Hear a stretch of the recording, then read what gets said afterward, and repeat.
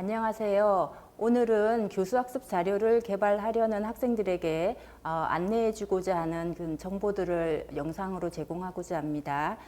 사범대학 학생들은 교사로서의 전문성을 개발하기 위해서 교수학습 과정안을 설계해 보게 됩니다. 이때 교수학습 과정안에 따라서 활동지나 읽기 자료나 탐구 자료나 평가 자료를 개발하게 됩니다.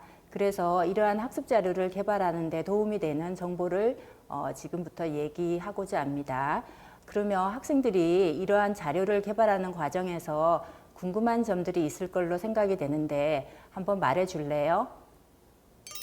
수업 설계 부분에 대해서 질문드리겠습니다. 먼저 교과서 내용을 중심으로 수업을 구성하면 너무 어렵고 학생들과의 상호작용을 중심으로 수업을 구성하면 매우 쉬워지는데 이 사이의 차이를 어떻게 줄여야 할까요?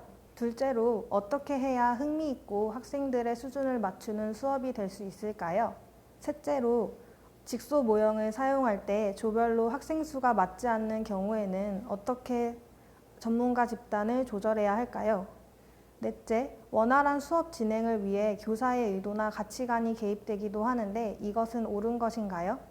학습 자료 부분에 대해 질문드리겠습니다. 다섯째로 자료를 활용한 수업을 준비하려면 교사가 그 단원의 전문가가 되어야 할 것 같은데 교사 혼자서 가능할까요? 여섯째로 학생들의 수준에 적합한 읽기 자료를 찾기 위해서 어떤 방법을 써야 할까요? 평가 자료 부분에 대해서 질문드리겠습니다. 일곱 번째로 평가는 객관적 질문으로 구성하는 방법 외에는 다른 방법은 없을까요? 여덟 번째로 교사 평가는 어떤 식으로 하는 것이 좋을까요?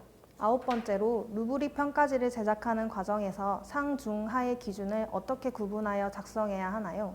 열 번째로 개발한 평가 기준이 명확한지를 어떻게 판단할 수 있나요? 11번째로 만약 상 기준으로 제시한 것을 학생들 대부분이 도달하지 못한다면 다시 평가지를 수정해도 되나요? 12번째로 동료평가 중에서 잘한 아이와 잘 못한 아이를 구분하여 평가하는 것이 교육적으로 괜찮은 것인가요? 13번째로 학생들끼리의 동료평가가 인기투표가 되지 않기 위해서는 어떤 방법을 써야 할까요? 14번째로 한 수업에서 자기평가와 동료평가를 함께 사용해도 되나요? 마지막으로 자기 성찰과 같은 심적인 영역의 평가는 어떻게 이루어져야 하나요? 네, 이야기 잘 들었습니다. 설계 부분이나 학습 자료 부분이나 또는 평가 자료 부분에서 궁금한 점들을 이렇게 솔직하게 얘기를 해줬는데 지금부터 학습 자료 개발하는 과정에서 함께 곁들여서 답변을 하도록 하겠습니다. 먼저 교수학습 과정안 중에 오늘은 새로운 사례를 보여주고자 합니다. 지난 교수학습 과정안을 개발하려는 학생들에게 라는 영상에서는 일반적으로 우리가 통용해서 사용하고 있던 지도안들이었습니다. 오늘은 2015 개정 교육과정에 따라 새롭게 수업의 흐름이 있는 설계라는 지도안 형태를 보여주고자 합니다. 이러한 예시는 학생들이 개발한 사례입니다. 핵심 개념으로 사회 불평등이라는 개념을 선정을 했고 또 이러한 개념에 따라 학습 지도안을 개발하기 위해서 어떻게 했나 잠시 살펴보겠습니다. 일단 이 개념의 성취 기준을 먼저 하나 선택을 했지요. 그리고 그 과목의 핵심 역량 중에서 한 두세 개 정도를 강조해서 달성하고자 하는 부분을 이렇게 표시를 했습니다. 그리고 이 핵심 개념과 관련해서 여러 가지 그 핵심 질문을 지금 몇 개 구성을 하고 있는 걸 볼 수가 있습니다. 또한 이 핵심 질문과 관련해서 활동을 몇 차례를 구성을 하고 있습니다. 그래서 보통 활동을 구성하게 되면 학생들에게 그 수업 시간에 의미 있는 학습 경험을 제공하게 되죠. 이때 자주 활용할 수 있는 게 활동 자료, 학습 자료입니다. 이러한 학습 자료를 개발하는 과정에서는 수업 방법도 구성을 해야 되고 또 평가 방법도 함께 고민을 해야 됩니다. 그래서 이러한 수업 설계 흐름에 따라서 이제부터 읽기 자료를 만들게 되기 때문에 그에 대해서 안내를 하도록 하겠습니다. 지금 이 설계안은 사회불평등이라는 수업 지도안이기 때문에 이에 따라서 만들었던 학습 자료의 하나 예를 먼저 살펴볼게요. 먼저 통계 자료를 활용해서 탐구지를 제작하는 방법이 있습니다. 예를 들어 우리 통계 자료는 통계청 사이트를 활용할 수도 있고 아니면 여러 기관의 공식적인 홈페이지에서 자료를 얻을 수도 있고 혹은 신문 기사를 통해서 통계 자료를 얻을 수도 있습니다. 그래서 이러한 그 출처는 분명히 자료에서 명시를 해야 됩니다. 지금 여기처럼 통계청 2018 이렇게 나오고 있지요. 출처나 기관이나 연도 이런 건 명시를 꼭 해야 됩니다. 그래서 예를 들어 불평등 수업이었기 때문에 가구당 월 평균 소득의 이런 분위별 차이를 보여주고 있고, 또 하나 자료는 소득 분위별로 교육비의 지출 현황을 조사를 했지요. 그래서 이렇게 출처도 제공을 했습니다. 그래서 이러한 통계 자료를 가져오게 될 경우에 활동 안내를 어떻게 하고 있나 잠시 살펴보도록 하겠습니다. 지금 보면 통계 자료를 그대로 드러나는 통계가 말하는 정보를 읽어내게 하는 안내를 하고 있습니다. 가장 감소한 분위와 가장 증가한 분위는 몇 분위인가 이렇게. 그래서 이 통계 자료가 표면적으로 드러내고 있는 걸 먼저 이렇게 찾아보게 하고요. 그 다음에 안내해야 할 것은 이 통계 자료 이면에 숨어 있는 원인이나 의미나 그런 정보를 읽어내는 질문도 하는 게 좋습니다. 또는 그런 정보를 파악하고 나서 이러한 통계 자료에서 드러나는 문제점을 해결하기 위한 여러 가지 해결 방안이나 이런 걸 좀 더 심층적으로 이렇게 찾아보게 하는 활동도 제시할 수 있겠지요. 또 다른 통계 자료 한번 살펴볼까요? 우리나라 지도인데 뭘 표시했냐면 치료 가능한 사망률의 시도별 격차를 표시하고 있습니다. 보는 바와 같이 서울 경기 지역은 하얗게 나타남으로써 의료 혜택이 잘 되고 있음을 알 수가 있죠. 반면에 붉은색으로 이렇게 진하게 표시된 강원도나 경상북도, 충청북도 이런 지역은 사망률이 높게 나타나고 있습니다. 상대적으로. 그래서 이러한 그 지도의 통계 자료를 활용해서 이 자료가 말하고 있는 표면적인 내용을 물어주고 또 원인을 살펴보게 하고 이런 과정들을 학습 자료로 제작하는데 통계 자료를 활용할 수가 있습니다. 그러면 이러한 자료로 또 다른 사례를 살펴보겠습니다. 신문에서 출처를 가져온 경우입니다. 스마트폰 보급에 따라서 학생들이 이렇게 목 디스크 환자가 증가하고 있는 걸 보여주고 있지요. 또 다른 통계 자료를 볼게요. 스마트폰 사용에 따라서 교통사고 발생 추이가 최근에 이렇게 급증하고 있는 걸 볼 수가 있습니다. 그래서 이러한 자료를 신문에서 가져왔다는 걸 출처를 제공함으로써 알 수가 있습니다. 신문 자료는 신문의 이름과 날짜까지 명기를 해야 됩니다. 이러한 통계 자료를 먼저 이렇게 선별을 한 뒤에 이 자료를 읽어내는 이런 질문이 나가고 또 이런 질문에 대해서 숨어있는 원인 혹은 또 문제점을 개선할 수 있는 방안을 찾도록 하는 이런 활동 안내를 할 수가 있습니다. 그러면 활동지의 그 종류 중에 이번에는 학습 교구를 이용해서 활동을 안내하는 사례를 살펴보도록 하겠습니다. 자, 여기 보이는 것은 세계 지도입니다. 90cm 크기의 세계 지도를 통해서 학생들이 학습 활동을 할 수 있는데, 예를 들어 여기 사례를 보도록 하지요. 러시아의 실제 크기가 지금 1로 표시되고 있습니다. 그런데 주의할 사항이 이 지도는 우리나라 우리 메르카토르 도법이라고 해서 네모 모양으로 펼쳐진 지도의 모양입니다. 그래서 러시아의 실제 크기는 이거보다 작다고 할 수 있습니다. 위가 둥글게 모여지기 때문에 이렇게 표현되지 않습니다. 그래서 실제 크기를 찾아라 이런 프로그램을 제공할 수가 있습니다. 그래서 예를 들어서 여기 북부 아프리카 잠깐 볼까요? 이 북부 아프리카 지역이 러시아의 실제 땅의 크기입니다. 그런데 이렇게 실제 크기와 우리가 흔히 보는 이런 지도의 그 크기가 펼쳐져 있기 때문에 국가 크기가 이렇게 착시가 일어날 수 있다는 것을 인지하게 하는 활동을 할 수 있습니다. 자, 그 다음으로는 이미지, 사진 프리즘 카드를 통해서 학습 활동을 할 수 있습니다. 한번 사례를 살펴볼까요? 시위 현장의 사진입니다. 이런 사진을 통해서 학생들이 질문을 구성하게 하는 활동도 할 수 있습니다. 예를 들어 시위에서 반향을 크게 일으킨 시위에는 어떤 게 있을까? 혹은 시위의 원인은 무엇이었을까? 각 국가별 시위의 특징은 무엇이 있었을까? 혹은 시위 시 지켜야 할 바람직한 태도로는 무엇이 있을까? 이런 것들을 학생들이 질문을 구성해 보았습니다. 그리고 또 다른 사례 잠시 볼까요? 사막 여행을 안내해 주고 있는 데서 지금 낙타가 보이죠? 이런 사진 카드를 통해서 또 질문을 구성했습니다. 한번 볼까요? 동물을 이용한 관광산업은 언제부터 시작되었을까? 동물을 관광산업에 이용하는 곳은, 국가는, 지역은 어디일까?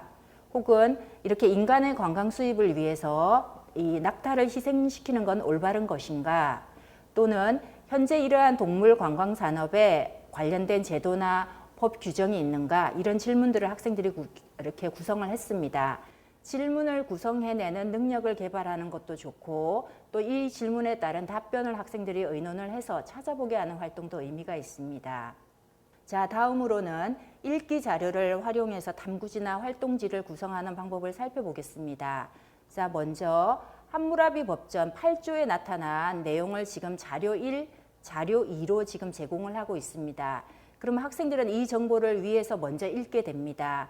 그래서 이와 관련해서 질문 문항을 지금 구성하고 있는데 예를 들어 보면 고조선은 어떤 사회였을까? 두 번째, 공정한 처벌에 대해서 당시의 사람들의 생각은 어떠했을까?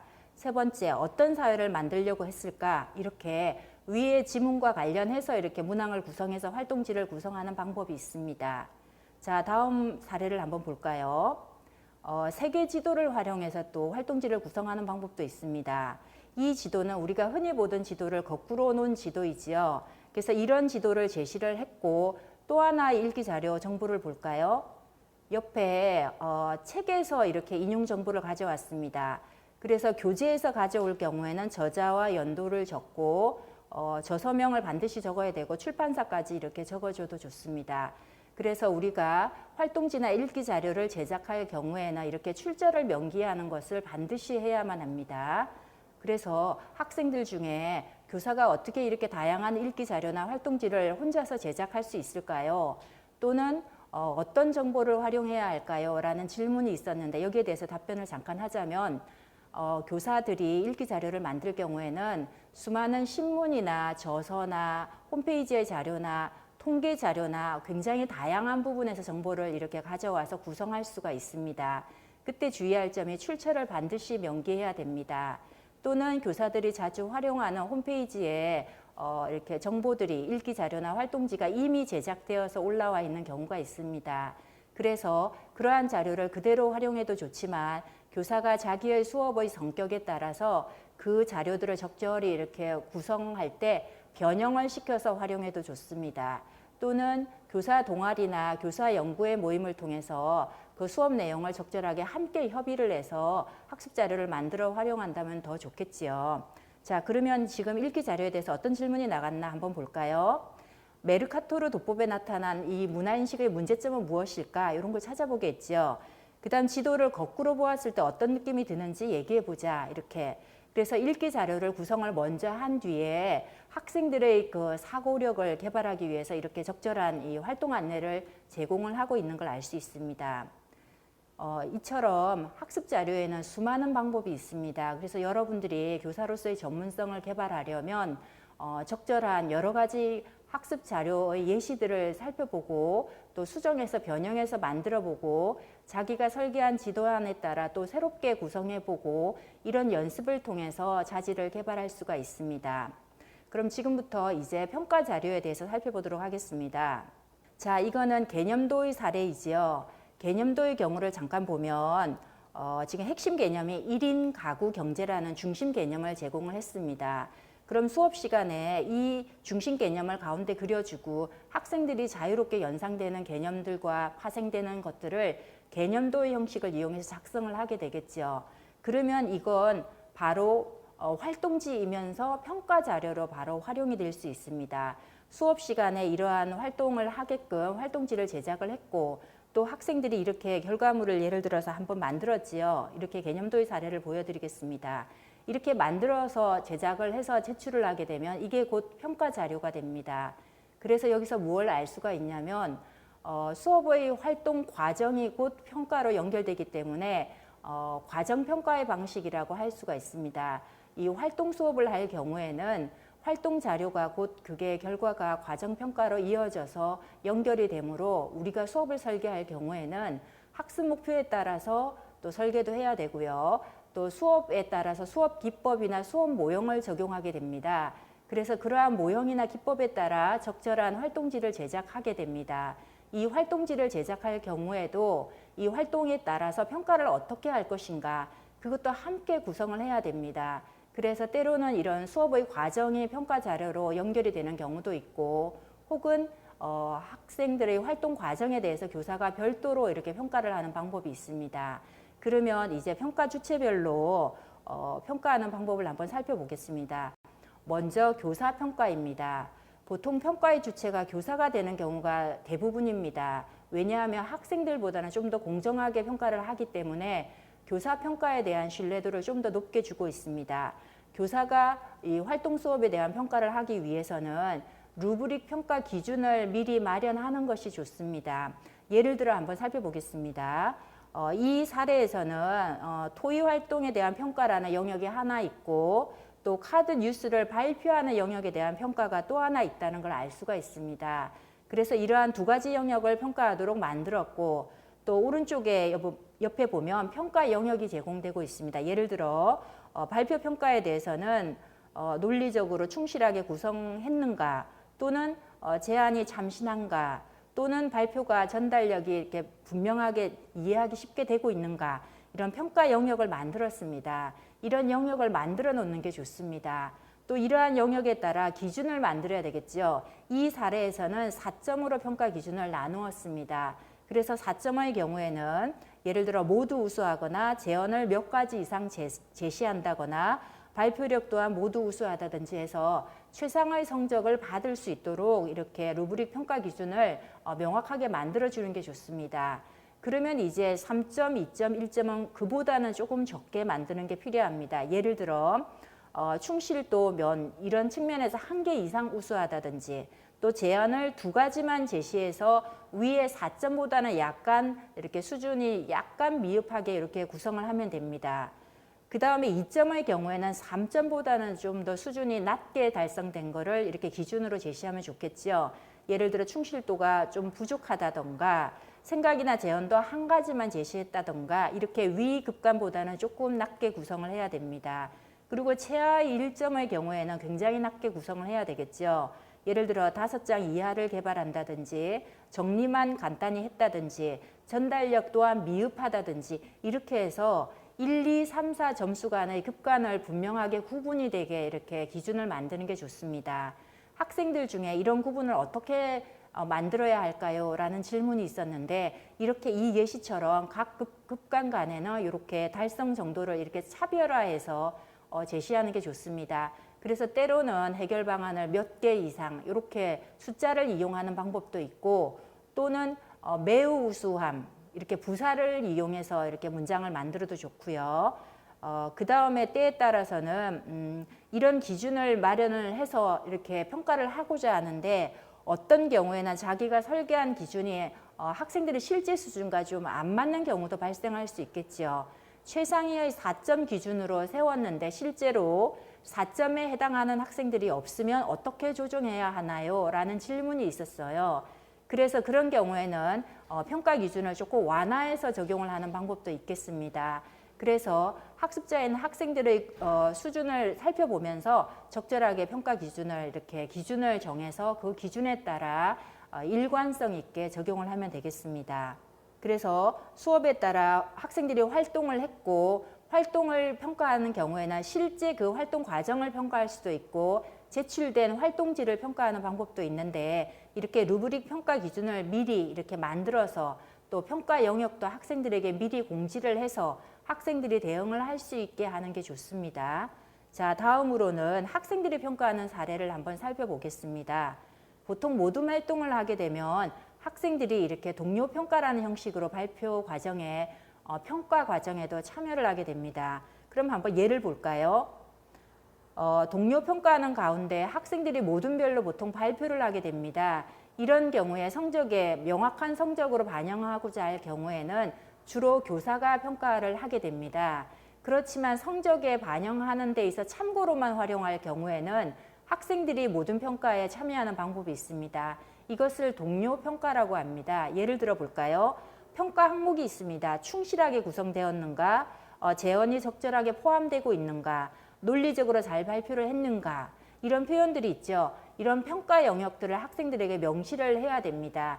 이런 기준에 따라서 학생들이 평가하게 함으로써 좀 더 이렇게 공정하게 평가를 할 수가 있겠죠. 또한 모둠별로 평가를 학생들이 하기 위해서는 발표한 5모둠의 결과물들을 이렇게 전시를 해서 학생들이 비교하면서 보게 하고 나서 평가를 하는 것도 괜찮은 방법입니다. 학생들의 질문 중에 인기 투표가 돼버릴 우려는 없는가 이런 우려가 있었습니다. 그래서 학생들이 자기가 평가를 할 때 익명성을 가지고 자기의 영역만 공정한 기준에 따라 평가하도록 하면 됩니다. 그래서 개별적으로 평가지를 배부해서 기록하게 한다든지 또는 네이버 오피스라는 평가 형태를 학생들에게 제공을 해서 거기서 바로 평가를 하면 이 방식의 좋은 점은 평가 결과를 바로 확인할 수 있다는 것입니다. 그래서 모둠들의 발표 과정과 그 평가 결과를 바로 확인하기 때문에 신속한 피드백이 될 수 있다는 장점도 있습니다. 물론 이러한 과정이 되려면 네이버 오피스를 핸드폰의 단톡방에 올려서 보내줘야 되는 그런 게 있기 때문에 모두가 핸드폰을 갖고 있을 경우에는 활용할 수가 있겠습니다. 자, 모든 평가 중에 이번에는 또 다른 평가 예시를 한번 살펴보겠습니다. 이 평가 기준을 보면 평가 기준이 분명하게 제시가 되고 있습니다. 예를 들어 쟁점 사례가 적절하게 선정되었는가, 논의 과정이 잘 제시되고 있는가, 협의 과정이 잘 드러나는가, 그 다음 결과를 명료하게 의사 전달을 하고 있는가, 이렇게 해서 평가 기준을 하나, 둘, 셋, 넷, 네 가지 정도를 제시를 했지요. 그럼 학생들이나 교사들이 평가를 하고자 할 때 이렇게 기준에 따라 점수를 부여할 수가 있습니다. 때로는 모둠별로 어떤 의견을 비고란에 이처럼 기록을 할 수도 있겠죠. 이렇게 해서 점수와 또 의견도 함께 기록하는 평가 양식을 활용할 수도 있습니다. 자, 이번에는 평가 주체 중에 학생들이 자신의 수업 활동에 대한 성찰 평가를 하는 사례를 살펴보도록 하겠습니다. 요즘은 평가 주체를 교사 평가 외에 학생 평가라는 영역도 이렇게 강조를 하고 있습니다. 왜냐하면 수업을 참여한 학생들이 자신의 수업 활동을 이제 되돌아보는 거지요. 예를 들어 자기 수업의 영역에 대해서 토론 과정이나 혹은 이런 관점 혹은 극단적 문화 상대주의 등 각각의 영역에 대해서 평가 항목을 제공을 했고 이런 영역에 대해서 상중하에 대해서 자기가 어느 정도 이렇게 참여했는지 이렇게 자기가 체크를 할 수 있습니다. 이거는 간단한 체크리스트 방식이고요. 혹은 이 아래를 잠깐 보겠습니다. 이번에 수업 활동 과정에 자기가 잘했다고 생각하는 점을 주관적으로 이렇게 기술하게 하는 방법도 있고요. 수업의 과정에서 자기가 약간 미흡했다고 생각하는 점을 이렇게 쓰게 할 수가 있습니다. 그래서 자기 수업에 대해서 반성적으로 살펴봄으로써 좀 더 개선할 수 있는 영역을 이렇게 되돌아볼 수 있게 하는 이런 방식도 있습니다. 그래서 이제 평가 과정에 대한 자료 안내를 마치고 지금까지 말한 걸 종합적으로 안내를 하도록 하겠습니다. 우리는 교사로서의 전문성을 개발하기 위해서 교수학습 과정안을 잘 설계해야 됩니다. 이런 설계 과정에 따라서 수업 모형에 따라서 이렇게 활동지를 적절하게 이렇게 제작을 하고 학생들한테 배부를 하게 되는데 이런 과정에서는 교육학적으로 그러니까 총체적으로 우리가 수업 기법이나 수업 모형은 뭔가 학생들에게 활동지를 어떻게 제작해서 배부해야 학생들의 사고력을 개발할 수 있을까? 그래서 학생들이 수업 목표를 잘 달성할 수 있을까? 그 다음에 내가 만든 학습 자료가 어떻게 평가 과정까지 연결될 수 있을까? 이런 것들을 일관적으로 체계적으로 잘 이렇게 준비를 한 다음에 수업을 실시하는 게 좋습니다. 그리고 이러한 활동 자료를 받아보고 나서 학생들의 성과를 보고서 교사가 또 다른 피드백의 이런 자료를 활용할 수가 있습니다. 다음 수업에서는 내가 어떤 부분을 보강해서 학생들에게 맞춰서 이렇게 수업을 구성할지 자기가 되돌아보는데 이런 결과물이 많은 도움이 될 것이라고 봅니다. 수고 많았습니다.